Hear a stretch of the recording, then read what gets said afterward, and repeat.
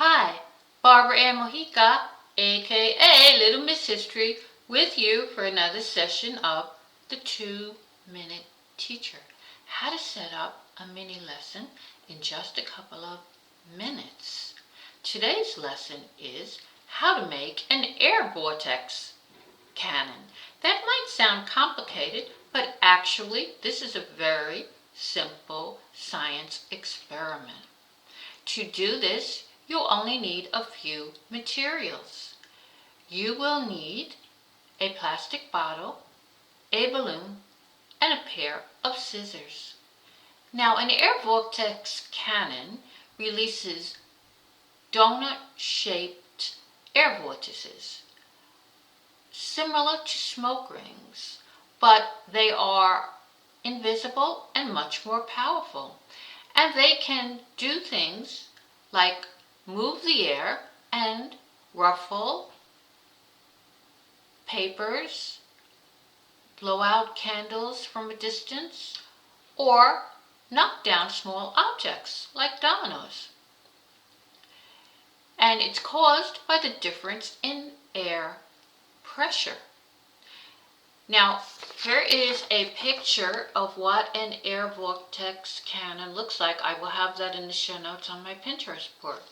So how do you do this? Well, you just take the plastic bottle and you take a balloon. You're going to cut off the end of the plastic bottle. You will, of course, remove the cap. And then you will cut off the neck of the balloon so that you only have the bottom half of the balloon.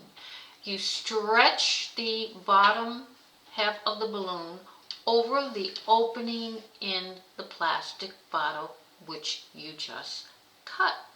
Now, if the child would like, you can optionally include paints, magic markers, or stickers, and the bottle can be decorated as well. Now, how do you proceed?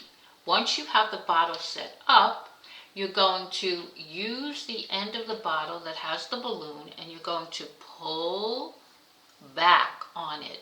That will cause the air to rush out of the open end of the bottle, and that is where the air vortex is created.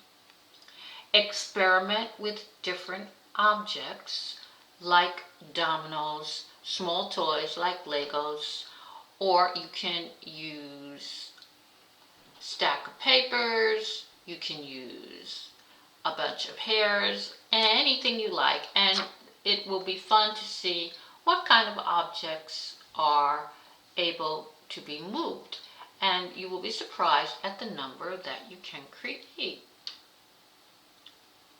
This is a fun little mini physics experiment, and I'm sure that children will enjoy doing it.